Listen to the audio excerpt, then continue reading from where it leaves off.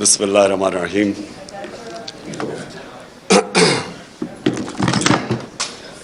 ایاک نعبد و ایاک نستعین۔ میں سارے اسپیکرز کو بڑے رسپیکٹفلی آپ سب کو ایڈمائر کرنا چاہتا ہوں۔ میں ایڈمائر اس لیے کرنا چاہتا ہوں کہ میں سمجھتا ہوں کہ آپ جہاد لڑ رہے ہیں۔ جہاد کی ڈیفینیشن کیا ہے؟ ظلم کا مقابلہ کرنا، ناانصافی کے سامنے اپنی آواز بلند کرنا۔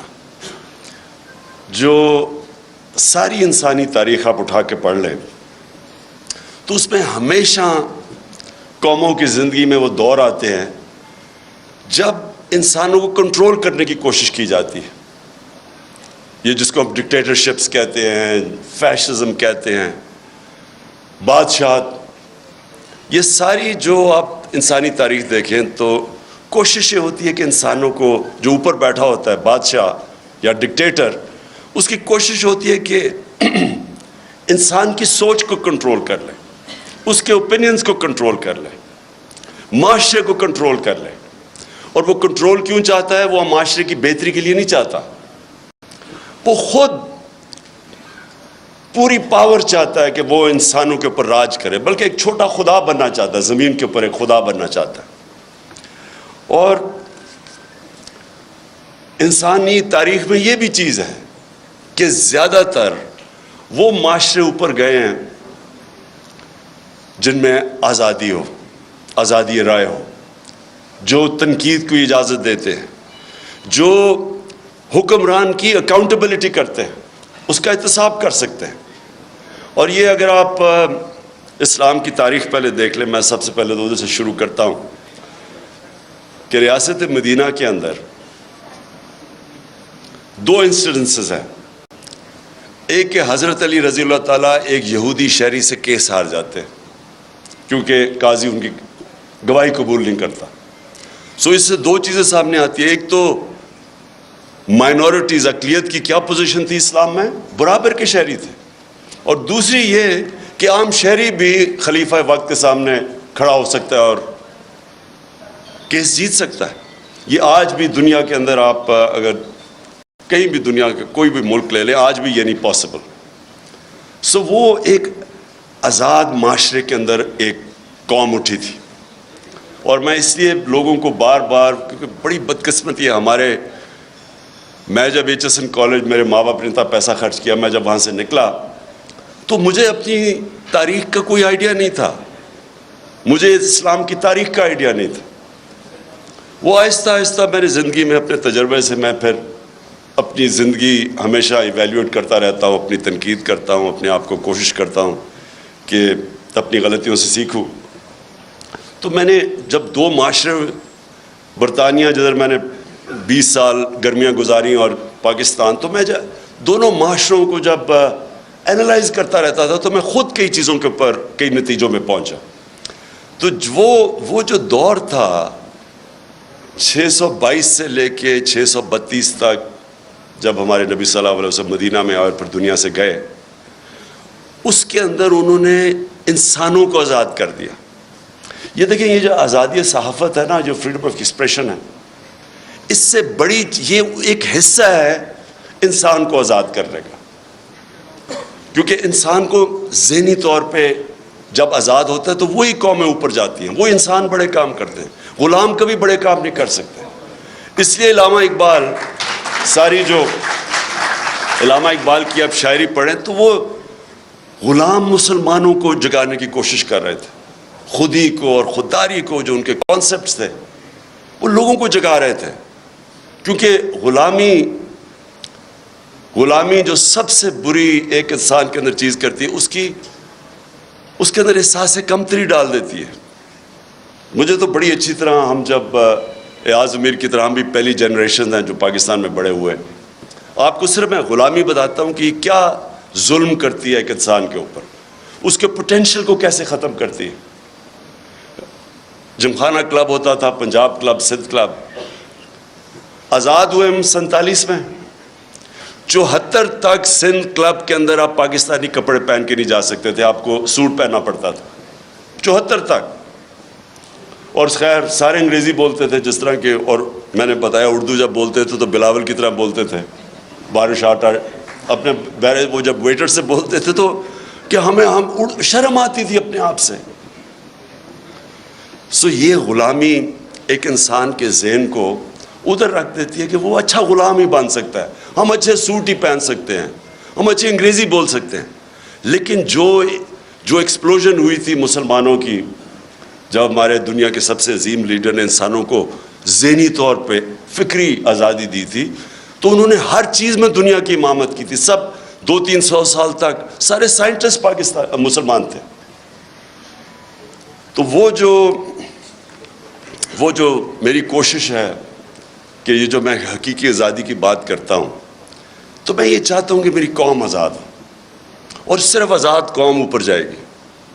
لیکن وہ قوم تب تک آزاد نہیں ہو سکتی جب تک پہلے تو ہم اپنے معاشرے کے اندر یہ جو آزادی رائے اس کو انڈرسٹینڈ کریں. مجھے کہتے ہیں لوگ کہ جی آپ کے دور پہ تھے تو آپ نے پتہ نہیں کوئی سختیاں کی. پہلے تو میں یقین آپ کو دلاتا ہوں, میں نے کبھی مجھے آزاد میڈیا سے خوف نہیں ہوا. نہیں, اس کی وجہ ہے آپ ڈرتے تب ہیں, کیوں ڈکٹیٹرز ڈرتے ہیں, یا کیوں جب بھی کوئی اب دیکھ لینا مڈل ایسٹ کے اندر جو بادشاہ تھا وہاں کوئی آزادی رائے نہیں ہے. کیوں ہے؟ کیونکہ وہ کنٹرول چاہتے ہیں لوگوں کا. کرپٹ پولیٹیشنز, نواز شریف نے, مجھے ابھی بھی یاد ہے 97-98 میں ہوگا کہ وہ نجم سیٹھی کو اس نے تنقید کی اس کی کرپشن پہ, اس نے اس کو بند کر کے 3 دن مار پڑوائی. اور میں افسوس کرنے گیا تو ابھی یہ عمران ریاض بات کر رہا تھا, وہاں یہ نہیں انہوں نے کہا کہ مجھے بڑی پاکستانیوں سے کال آئی جب نجم سیٹھی کو اس نے مار پڑوائی نواز شریف نے. اس نے کہا مجھے اسٹروپ ٹالبوٹ سے کال آئی ہے, امریکہ سے کال آئی ہے کہ جی بڑا ظلم ہو گیا. کیوں یہ ان کو خطرہ ہوتا ہے؟ کیونکہ انہوں نے کرپشن کی ہوتی ہے. جب کرپشن کی ہوتی ہے تو ان کو کنٹرول کرنا ہوتا ہے, اور یا پھر تم نے قانون توڑنے ہوتے ہیں. میں نے صرف مجھے ایک ایشو ہوتا تھا. دیکھیں, آزادی رائے کا مطلب یہ نہیں کہ آپ لوگوں کی توہین کریں, سلانڈر کریں. اب میں کیونکہ انگلینڈ میں نے کیس لڑا ہوا ہے عدالت کے اندر ڈیفیمیشن کا, تو وہاں تو اگر آزادی رائے ہے تو ساتھ پورا یہ بھی آپ کو چیک اور بیلنس ہے. آپ ہر کچھ کسی کی پگڑی نہیں اچھال سکتے, تو لوگوں کو موقع ملتا ہے کہ عدالت میں جا کے اپنی عزت بحال کرے یا ڈیفیمیشن کے کیس کرے. بدقسمتی سے میں پرائم منسٹر تھا, میرے اوپر اسی نجم سیٹھی نے کوئی بڑی غلط باتیں رکھی, میں اس کو عدالت میں لے گیا. میرے دور میں تو وہ کیس لگا ہی نہیں. تو پرائم منسٹر کو ہی اگر انصاف نہیں ملتا تو بیچارے عام لوگوں کو کیا ملنا ہے. جب آپ کے پاس آزادی آتی ہے اس کے ساتھ ذمہ داری بھی آتی ہے. میں نے جتنا ٹائم برطانیہ میں گزارا اس کے ساتھ ذمہ داری ہوتی ہے آزادی کے ساتھ. اب میں دوسری چیز پہ آتا ہوں, پاکستان میں کیا ہو رہا ہے. میں نے ابھی ایاز امیر نے بڑی ڈیٹیلز میں اس چیز کے اوپر بات کی. میں اپنی ذرا ایوولوشن بتاتا ہوں کہ ہم جب 90s کے اندر تماشا دیکھ رہے تھے, دونوں پارٹیز آئیں, 2 دفعہ کرپشن میں دونوں کو نکالا گیا, تو تب ہمارے ان دونوں پارٹیز کو دیکھ کے میرے بھی ذہن میں آیا کہ شاید کم کرپشن ہوگی کہ اگر ملٹری اس سے بہتر ہوگی. یہ ہم نے وہاں کی سوچنا شروع کر دیا کہ اس سے بہتر تو ہے. وہ ضیاء کے زمانے میں گروتھ ریٹ بھی زیادہ تھی, اکانومی بھی آگے تھی, لگ رہا تھا. تب اور چیز ہے کہ تنقید نہیں تھی, تو اس سے کئی چیزیں پتہ ہی نہیں چلتی تھی. تو ہم نے بھی یہ سوچنا شروع کیا, کیونکہ انہوں نے جو دونوں دفعہ کرپشن میں گئی, ان کے اوپر پورے دونوں نے ایک دوسرے کے اوپر جو کیسز بنائے کرپشن کے, کوئی سر مال تھا, کوئی ہدایبہ پیپر مل تھی. مجھے یاد ہے فاروق لغاری جب وہ کیئر ٹیکر گورنمنٹ آئی 96 میں, تو انہوں نے مجھے پوری فائلیں دی کہ بے نظیر اور زرداری نے $1.5 ارب ملک سے نکالا ہے. میں اب بات کر رہا ہوں 96 کی, اور نواز شریف نے بھی $1.5 بلین ملک سے باہر نکالا. تو میں تو پالیٹکس میں آئی کرپشن کے خلاف تھا. دیکھیں, اور کرپشن جو ہے نا وہ ایک سمٹمز ہے جس ملک کے اندر قانون کی بالادستی نہ ہو. جدھر رول آف لا نہیں ہوتا ادھر کرپشن ہوتی ہے. رول آف لا بھی میں ایکسپلین کر دوں کہ طاقتور کے لیے جب تک آپ قانون کے نیچے نہیں لے کے آتے وہ رول آف لا نہیں ہے, وہ پھر طاقت کی حکمرانی ہے جو جنگل کا قانون ہے. تو میں نے جب دیکھا کہ یہ دو باری لے کے آئے اور دونوں آ کے نواز شریف نے جتنی دیر میں پرائم منسٹر تھا اتنی اس سے کم ٹائم میں اس نے 17 فیکٹریاں بنا لی, 3 سال کے اندر 17 فیکٹریاں بنا لی اور گورنمنٹ بینکس سے قرضے لیے. اب یہ جو فرق کیا تھا, میں نے برطانیہ کا سسٹم دیکھا ہوا تھا, ان کی پارلیمنٹ دیکھی ہوئی تھی, ان کے پولیٹیشنز کے اوپر میں نے جو ان کے اوپر چیکس اور بیلنسز ہیں, جو ان کی اخلاقیات ہے وہ میں نے دیکھی ہوئی تھی. تو ہم چاہتے تھے ہمارا بھی ملک آگے بڑھے. انہوں نے آتے ساتھ ہی دونوں پارٹیز نے مل کے سب لگ گئے پیسہ بنانے کے لیے. تو میں آیا تھا کرپشن کے خلاف, اور آپ جب مشرف کا دور آیا تو مجھے یاد ہے جنرل امجد نے فائلیں دکھائی ان کی چوری کے اوپر, بتایا کہ انہوں نے کتنی کرپشن کی ہوئی ہے. اور ہم نے جنرل مشرف کی شروع میں سپورٹ اس لیے کی کہ ہم سمجھے کہ جنرل مشرف واقعی کرپشن ختم کرنے آیا ہے. وہ بعد میں پتہ چلا کہ وہ کرپشن کے نام پہ ہم سارے اس کی سپورٹ وہ بھی پاور کے لیے آیا تھا, اور انہی لوگوں کو پھر این آر او دے دیا اس نے, جبکہ کسی کی رائٹ نہیں ہے کہ آپ پبلک کا پیسہ چوری ہو وہ معاف کر دے. کرپشن کا مطلب ہوتا ہے پبلک کا پیسہ چوری کا مطلب ہوتا ہے میرا کوئی چوری کرے. کرپشن ہے جو عوام کا پیسہ چوری کرے, تو اس کے پاس تو رائٹ ہی نہیں تھا کہ ان کی چوری معاف کرنا. بہرحال اس کے بعد یہ دو آیا اور انہوں نے جو 10 سال میں کیا. اب جو مجھے چیز سب سے جس پوائنٹ پہ میں آ رہا ہوں, میں ہمیشہ سمجھتا رہا کہ جو ہماری اسٹیبلشمنٹ ہے اس کو زیادہ ملک کی فکر ہوگی اور وہ اس چیز کو ہونے نہیں دیں گے. وہ جب دیکھتے ہیں چوری تو وہ اس کے اوپر ایکٹ کریں گے. کیونکہ مجھے تھرو آؤٹ جب میں یہ اسٹرگل کر رہا تھا تو مجھے اسٹیبلشمنٹ کی طرف سے کئی دفعہ مجھے آئی ایس آئی نے مجھے بتاتے تھے ان کی چوری کہ یہ جی فلانے انہوں نے اتنی چوری کی. یہ بھی جو دور تھا ان کا 2008 سے لے کے, تب بھی مجھے وہ مٹیریل جی اسے اتنا چوری کر لیا, وہ چائنا جا کے تو اتنی کک بیکس لے لی. یہ مجھے بتایا کرتے تھے کہ وہ جی اس کا حمزہ یہ سلمان شہباز یہ وہ چائنا پہنچا تھا کک بیکس لینے کے لیے کانٹریکٹس کے اوپر. یہ ساری ان سے مجھے انفارمیشن آئی تھی.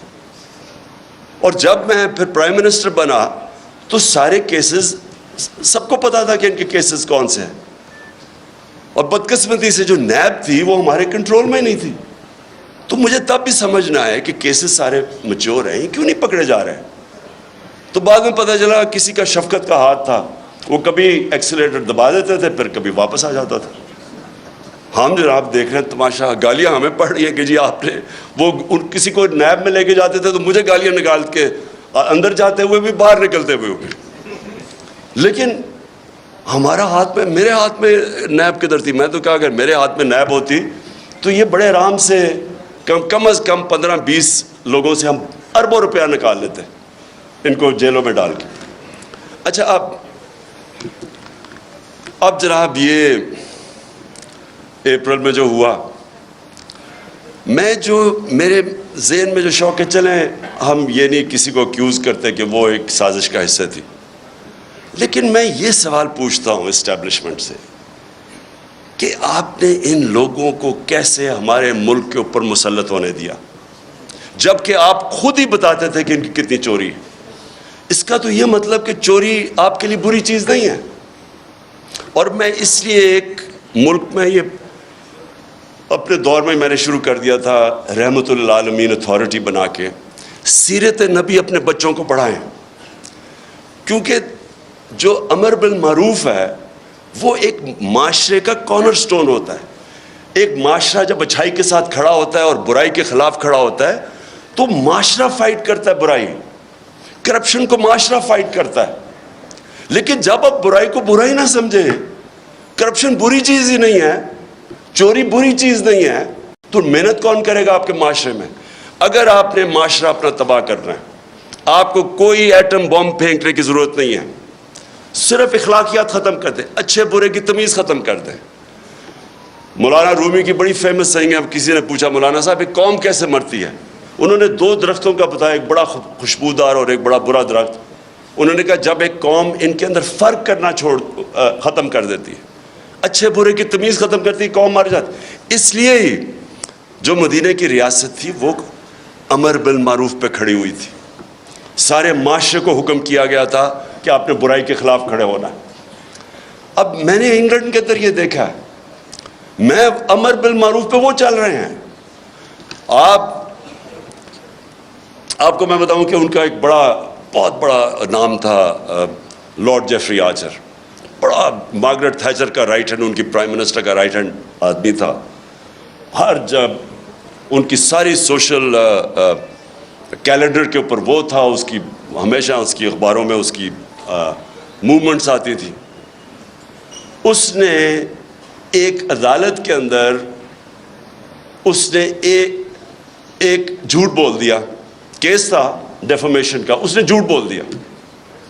آپ سوچیں کہ اتنا طاقتور آدمی, اس نے جھوٹ بولا, 3 سال جیل ڈالا اسے, اور جب وہ جیل سے باہر نکلا کسی گھر کوئی اسے انوائٹ نہیں کرتا تھا. وہ جو اتنا پاپولر آدمی تھا اس کو کوئی انوائٹ نہیں کرتا تھا. عوام نے فیصلہ کیا کہ جناب اس نے غلطی کی ہے اسے, اور کیا کیا, جھوٹ بولا. اب یہاں سوچے کہ لنڈن تو تھوڑے, پاکستان بھی میں میری کوئی پراپرٹی نہیں ہے, اور اس کے اوپر پھول پھینکے جا رہے ہیں. وہ جا کے ادھر جا کے وہ دوسرا والا کہہ رہا ہے کہ یعنی قطری خط جو ایک اپنی اربوں روپے کی پراپرٹیز کے لیے ایویڈنس پریزنٹ کر دے اور اس کو کوئی فرق ہی نہ پڑے ملک میں. ایک برنی میڈوف ملٹی بلینر بن گیا امریکہ کے اندر. اس کے بعد اسے پتا چلا کہ جی برنی میڈوف نے جو پیسہ بنایا تھا وہ ایک پونزی اسکیم تھی, یعنی ایک فراڈ سے بنایا تھا. اس کے 2 بیٹے تھے اور بیوی, ان کو بھی نہیں پتا تھا. جیسے ہی پتا چلا ان کو کہ یہ فراڈ میں پکڑا گیا, جب اسے پکڑا, ایک بیٹے نے خودکشی کر لی, مطلب کہ میں معاشرے میں نہیں اب رہ سکتا. دوسرا بیٹا سولٹری, یعنی اپنے آپ کو اس نے آئسولیٹ کر دیا اور 2 سال کے بعد مر گیا.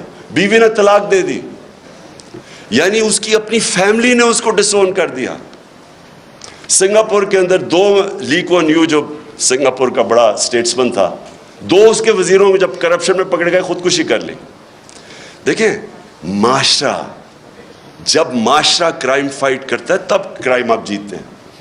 اب میں جب تھا, جی فلانے نے پیسہ ادھر کر دیا, اس نے ادھر کر دیا, کس کو پکڑیں گے آپ جب تک معاشرے کے اندر آپ یہ اچھے برے کی تمیز نہیں دیں گے. اور ادھر میڈیا کا بہت بڑا ہاتھ ہے.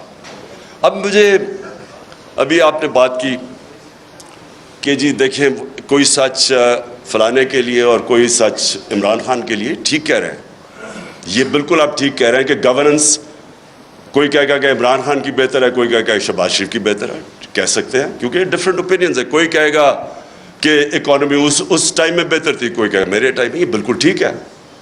لیکن جب کوئی لوگ کرپشن کے اندر 16 ارب روپے کی corruption open and shut case میں, اگر ایف آئی اے اس کا انڈر ٹرائل ہے, اس کو آپ کیسے کہہ سکتے ہیں کہ جی وہ میری رائے اور فرق ہے اور اس کی رائے فرق ہے.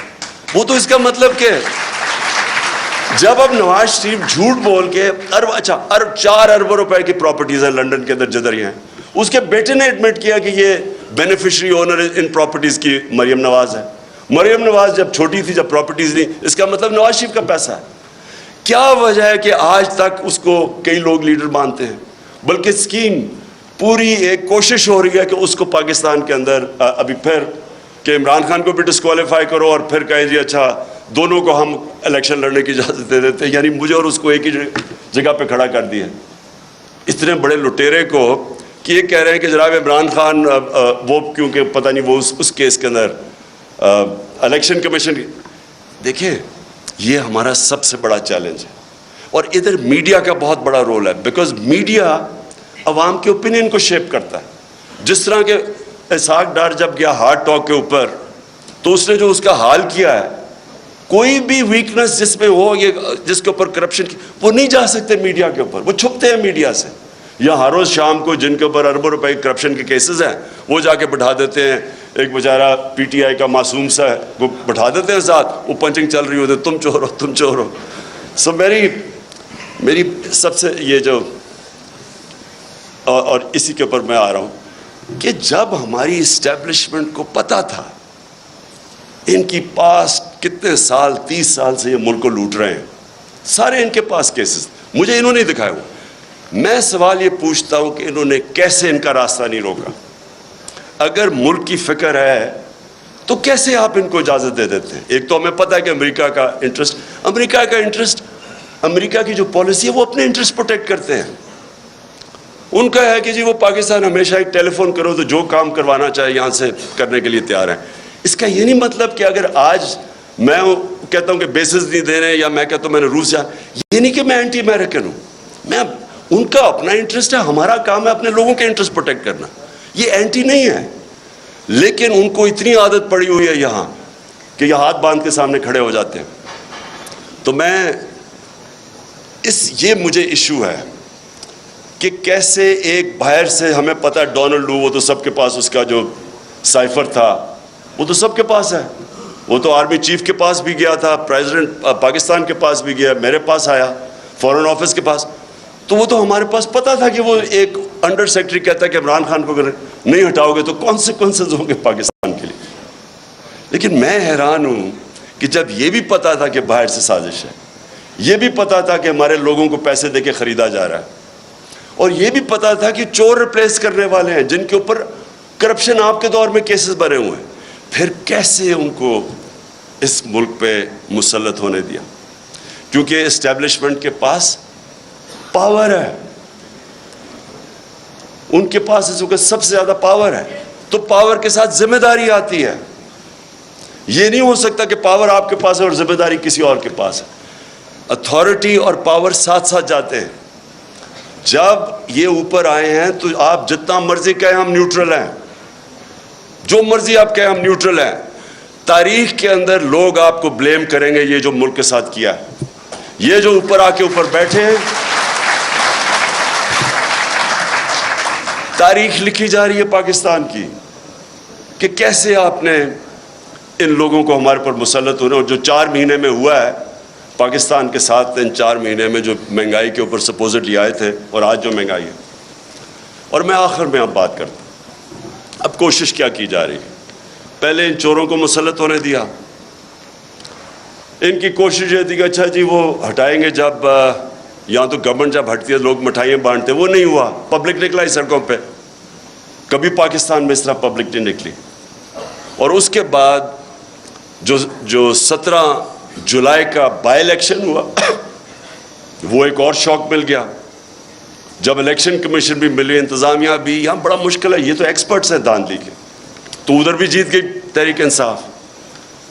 25 مئی کو انہوں نے جو ظلم کیا اس کی کوئی مثال نہیں ہے کہ پاکستان گھروں میں رات کے 3 بجے جا کے عورتیں بچے بات دیکھ رہے ہیں, ان کے اوپر جا کے ان کو ذلیل کیا. دیکھیں آدمی اپنے اوپر تو چلو وہ لے بھی لیتا ہے, لیکن عورتیں بچوں کے رات میں 3-4 لوگ گھر گھسا ہیں تو ان کے اوپر کیا گزری ہوگی. خوف پھیلایا گیا, اس کے باوجود پھر سے اٹھ گئے. اور اب کیا فیز ہے؟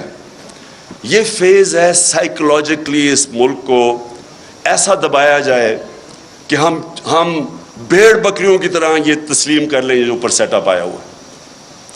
اور اس کے لیے ہر حربہ استعمال کیا جا رہا ہے.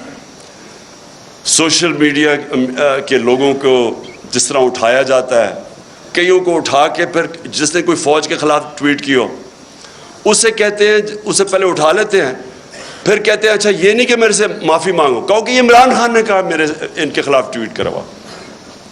ان سوشل میڈیا وہ بیچارے بچوں کو اٹھا رہے ہیں. یہاں میڈیا یہ سامنے میرے بیٹھے ہوئے ہیں, میں نے دیکھا کہ اعظم امیر نے بڑی کیئرفلی ایسے ورڈنگ کی کہ انشاءاللہ کپڑے اب نہیں پھٹیں گے اس باری. یہ ان کا فورن آفس کا ایکسپیرئنس ہے, ڈپلومیسی. اور سمیع ابراہیم, عمران ریاض, اور مجھے بڑا افسوس ہے کہ ارشد شریف. اب ارشد شریف جب سے میں وہ جانتا ہوں وہ ایک اپنی سوچ کا آدمی ہے, بہت ہی پیٹریوٹک, محب وطن پاکستانی ہے. وہ جو سمجھتا ہے کہ وہ ٹھیک لائن پہ ہے اس کو پڑ جاتا ہے, اور اس لیے اس کو لوگ دیکھتے ہیں کیونکہ ان کو پتہ ہے کہ وہ اس کا سٹانس کدھر ہے. اس جیسے آدمی کو دھمکیاں, گھر میں باہر گاڑیاں کھڑی, اس کو باہر جانا پڑا. صابر شاکر باہر چلا گیا, ARY کو بند کر دیا. ARY کا کیا قصور تھا؟ اگر شہباز گل سے اگر ایک جملہ نکل ہی گیا ہے جو کہ اس کو نہیں کہنا چاہیے تھا, جس کو غلط پرسیو کر سکتے ہیں, اس کے اوپر ARY کو کیسے بند کر دیا؟ وہ ARY کو اس جملے کی وجہ سے نہیں بند کیا گیا. ایسی باتیں کہہ بیٹھے نواز شریف اور مریم اور یہ جو ایاز صادق اور فضل الرحمان کیسی باتیں کہہ گئے فوج کے خلاف. ان کے لیے کبھی ایسی چیز نہیں ہوئی. اس بیچارے سے جو کیا ہے, مجھے تو پہلے 2 دن تو ہمیں پتہ ہی نہیں تھا اس کا. جب ہمارا وکیل مل کے آیا مجھے تو تب پتہ چلا اس بیچارے سے کیا کیا. یعنی کتنا بڑا جرم ہوگا کہ ننگا کر کے اس کو ٹارچر کیا انہوں نے. یعنی ایک انسان کی ڈگنیٹی کہ اس کو پہلے آپ ننگا کریں, پھر اس کو بری طرح اتنی مارا اور انہوں نے اس کے سر کے اوپر بند کر کے پتہ نہیں کہیں پھرایا. مینٹلی اسے اتنا ٹارچر کیا کہ وہ بالکل بریک کر دیا اس کو. اور اسے کلوا کہہ رہے ہیں کہ جی یہ کہو کہ عمران خان نے یہ سینٹنس کہا تھا تمہیں یہ بولنے کا. اس کے پیچھے اس کو بند کیا ہوا اور اس سے جو بیچارہ جو اسے حال کیا. مجھے تو یعنی میرے خیال میں کہ ہمارا معاشرہ ادھر گر رہا ہے, اللہ کرے کہ اس سے اور نیچے نہ جائے. مجھے تو شرم آتی ہے یہ کر کیا رہے ہیں, اور کر کیا رہے ہیں وہ ان چوروں کو اوپر مسلط کرنے کے لیے ہمیں ایکسیپٹ کروا رہے ہیں ان کو. سب سے خوفناک چیز یہ ہے, اچھا کوئی بہت بڑا منصوبہ ہو, کوئی پاکستان کی بہتری ہو, چلے جی ہم یہ آپریشن بھی ٹالریٹ کر لیں. یہ چور جو 30 سال سے ملک کو پیسہ چوری کر رہے ہیں, 26 سال میں ان کے اگینسٹ جہاد کر رہا ہوں, ان کو ایکسیپٹ کروانے کے لیے میڈیا کا منہ بند, خوف پھیلا رہے ہیں, لوگوں کو ڈرا رہے ہیں, اور پھر آگے پلاننگ کر رہے ہیں کہ کسی طرح تحریک انصاف ٹوٹ جائے گی. ہمارے لوگوں کو کال کر رہے ہیں, ہمارے MNAs کو کال کر رہے ہیں, ہمارے سینئرز کو اپروچ کر رہے ہیں, خوف پھیلا رہے ہیں ان کے اندر. اور میں اس لیے آج ساری اپنی قوم کے سامنے کہنا چاہتا ہوں کہ دیکھیں یہ واقعی ایک پاکستان کا ڈیفائننگ مومنٹ ہے.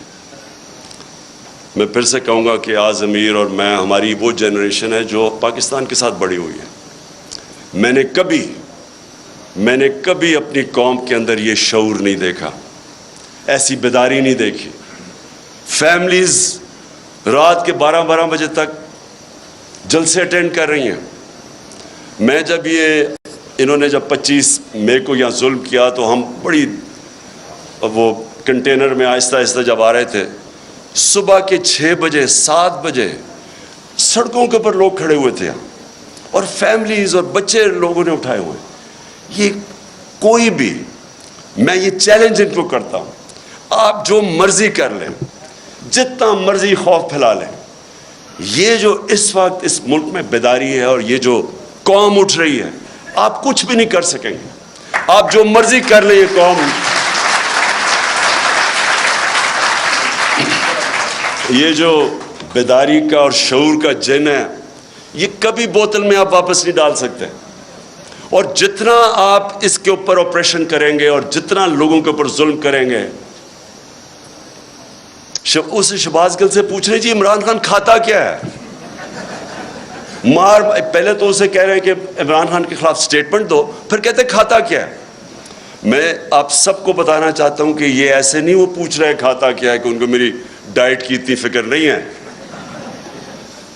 4 شہباز شریف کے جو گواہ تھے FIA کے 16 ارب کے کرپشن کیس کے اندر, 4 گواہ 2 مہینے کے اندر ہارٹ اٹیک سے مرے ہیں.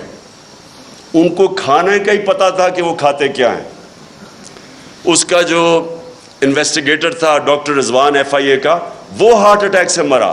جو دوسرا انویسٹیگیٹر تھا اس کو ہارٹ اٹیک ہوا لیکن بچ گیا. اور یہ کھاتے کیا ہیں پتہ ہوتا ہے تو یہ پھر ان کو آگے پھر کیسے ان کو ٹھکانے لگاتے ہیں. تو میں یہ آخر میں اپنے نیوٹرلز کو پیغام دینا چاہتا ہوں. کیا آپ کو فکر ہے اس قوم کی؟ بالکل ایاز امیر نے ٹھیک بات کی. آپ کو پتہ ہے ملک کدھر جا رہا ہے؟ کیا کسی ملک کی جو معیشت کا اس وقت حال ہے، کیا جب تک پولیٹیکل سٹیبلٹی نہیں آتی معیشت ریکور کر سکتی ہے؟ معیشت کیسے آپ کی ٹھیک ہوگی جب ایک ملک میں کسی کو واقعی نہیں پتا، مجھے نہیں پتا، کسی کو نہیں پتا کہ 1 مہینے 2 مہینے 3 مہینے میں کیا ہوگا. میں نے اگر آج معیشت اس طرح اوپر جاتی ہے، دولت میں اضافہ تب ہوتا ہے جب ملک میں انویسٹمنٹ ہوتی ہے، نوکریاں ملتی ہیں، ویلتھ کریشن ہوتی ہے. تو جو بھی انویسٹمنٹ کرتا ہے وہ پہلے دیکھتا ہے کہ آج اگر میں پیسہ انویسٹ کروں گا تو 3-6 مہینے 1 سال کے بعد اس کو سرٹنٹی چاہیے ہوتی ہے، اس کو سٹیبلٹی چاہیے ہوتی ہے اگر پیسہ اس نے انویسٹ کر رہا ہے. آج کون انویسٹ کرے گا؟ اور یہ اگر یہی آپ کا خیال ہے کہ بہت بڑی اچیومنٹ ہو گئی کہ جی وہ ابھی سعودی عربیہ سے پیسہ آ جائے گا اور ادھر سے آ جائے گا پیسہ UAE سے یا چائنا نے، اس سے تو یہ تو کینسر کا علاج ڈسپلن سے کر رہے ہیں آپ. اگر ویلتھ کریشن ہی نہیں ہو رہی اور آپ قرضے لیتے جا رہے ہیں تو قرضے تو واپس کرنے ہیں آپ نے، تو ڈیٹ سروسنگ تو بڑھتی جا رہی ہے. ہم جب پہلا سال تھا تو جتنا ہم نے ٹیکس اکٹھا کیا آدھا ٹیکس چلا گیا ڈیٹ سروس، قرضوں پہ سود دینے پہ، تو سارے ملک کے لیے آدھا ٹیکس رہ گیا. اس لیے یہ کوئی حل ہے کہ آپ سمجھیں کہ تھوڑے قرضے آ گئے تو چلو تھوڑا اور ملک آگے چل جائے گا؟ حل اس کا یہ ہے پولیٹیکل سٹیبلٹی میں، اور پولیٹیکل سٹیبلٹی صرف آئے گی فری اینڈ فیئر الیکشن سے. اس کے علاوہ صاف اور شفاف، میں آج چیلنج کرتا ہوں، صاف اور شفاف الیکشن کے علاوہ مجھے کوئی بتا دے کہ پاکستان میں سٹیبلٹی کیسے آئے گی. اور پولیٹیکل سٹیبلٹی نہیں آئے گی، اکنامک سٹیبلٹی نہیں آئے گی، اور اکنامک سٹیبلٹی نہیں آئے گی تو یہ ملک تو نیچے جا رہا ہے، قرضے چڑھتے جا رہے ہیں، حل تو کسی کے پاس ہے ہی نہیں. اس لیے میں اپنے نیوٹرل سے آخر میں یہ کہتا ہوں کہ ابھی بھی وقت ہے، ابھی بھی ٹائم ہے، اپنی پالیسیز ریویو کریں. بند کمروں میں کئی دفعہ فیصلے ہوتے ہیں، وہ فیصلے اچھے نہیں ہوتے. آپ کو ریویو کرنے چاہیے اور سوچنا چاہیے کہ ہم نے، یہ ملک 22 کروڑ کے لوگ ہیں، ینگ پاپولیشن ہے، 60% آبادی ہماری 30 سال کی عمر سے کم ہے، ان کو نوکریاں چاہیے. اور اگر اس وقت صحیح فیصلے نہیں ہوں گے اور یہ کمپاؤنڈ فیلئر کیا جائے گا کہ انہی لوگوں کے اوپر کوشش کریں گے کہ سختی کر کے آپریشن کر کے کہیں ہم ان چوروں کو ایکسیپٹ کر جائیں. میں اپنی طرف سے تو کہنا چاہتا ہوں ان کے نیچے، میں اگر مجھے کوئی کہنا کہ ان کے نیچے میں نے اب اپنی زندگی گزارنی ہے، میں سمجھوں گا کہ مجھے موت اس سے زیادہ بہتر ہے بجائے ان چوروں کے نیچے میں اپنی زندگی گزاروں. شکریہ.